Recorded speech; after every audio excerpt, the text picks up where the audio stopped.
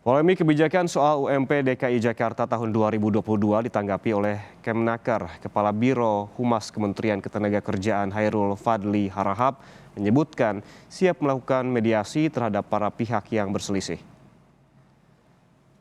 Kemnaker bersedia untuk memfasilitasi mengenai polemik kenaikan upah minimum Provinsi DKI Jakarta yang diprotes oleh pihak pengusaha. Ia pun menegaskan bahwa Kemnaker telah berkoordinasi dengan Kementerian Dalam Negeri terkait pembinaan dan pengawasan kebijakan dari upah minimum provinsi. Ia menambahkan bahwa ketentuan pengupahan yang diatur dalam Peraturan Pemerintah Nomor 36 Tahun 2021 telah berdasarkan unsur kesepakatan pemerintah, pengusaha, serta pekerja.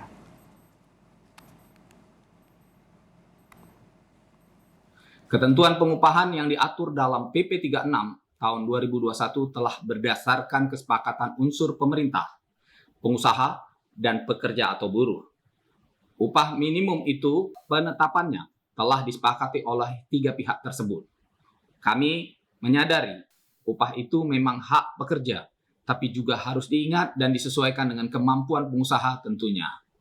Penetapan upah yang tidak berdasarkan ketentuan yang berlaku akan menimbulkan polemik di masyarakat, seperti yang terjadi di Provinsi DKI Jakarta. Kami pun siap memediasi pihak-pihak atau para pihak yang berselisih terkait penetapan upah minimum provinsi tahun 2022. Kementerian Ketenagakerjaan telah berkoordinasi dengan Kemendagri dalam rangka pembinaan dan pengawasan kebijakan. Kemenaker siap hadir untuk memfasilitasi jika ada perbedaan pandangan termasuk kenaikan upah minimum di DKI Jakarta. Sebelumnya, Wakil Ketua Umum Kamar Dagang Indonesia atau Kadin menyebut ada kepentingan politik terkait Pilpres atas revisi upah minimum provinsi yang dilakukan oleh Gubernur DKI Jakarta Anies Baswedan. Pernyataan Wakil Ketua Umum Kadin Bidang Ketenagakerjaan Apindo, Adi Mahfud, disampaikan menanggapi revisi UMP DKI Jakarta yang dilakukan oleh Anies Baswedan. Indikasi motif politik ini disebutkan karena Anies sebelumnya pernah meminta Menteri Tenaga Kerja untuk mengubah formula penetapan UMP tahun 2022. Para pengusaha juga mempersoalkan revisi UMP yang dilakukan Anies seharusnya harus dilakukan berdasarkan pembicaraan tiga belah pihak.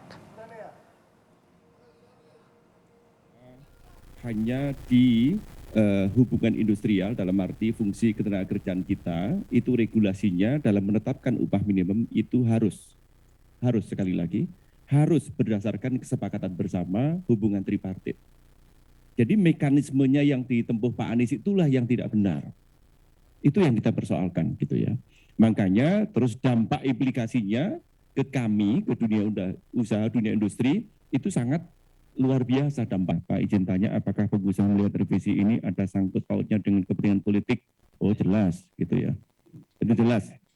Jadi kan belum lama ya. Jadi Pak Anies ini kan waktu itu minta merubah formula. Ini tidak bermaksud menandingi Pak Anies, tidak.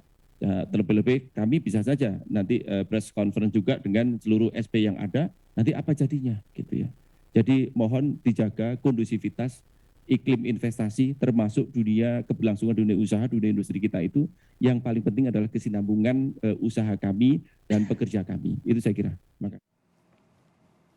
Menanggapi ancaman Apindo yang akan menggugat kebijakan Anies Baswedan soal revisi UMP, Presiden KSPI Said Iqbal menyatakan Apindo seharusnya melihat kondisi perekonomian tahun ini lebih baik.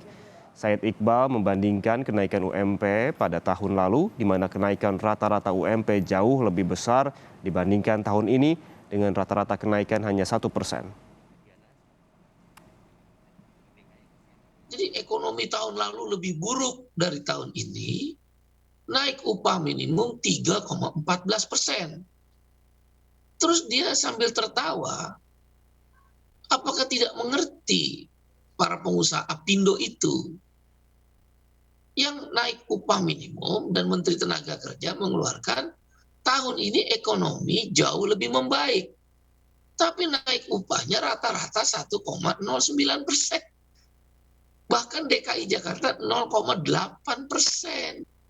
Jadi kalau Apindo ingin mem-PT UN kan, coba periksa dulu perusahaan mana aja nih yang mau mem-PT UN kan.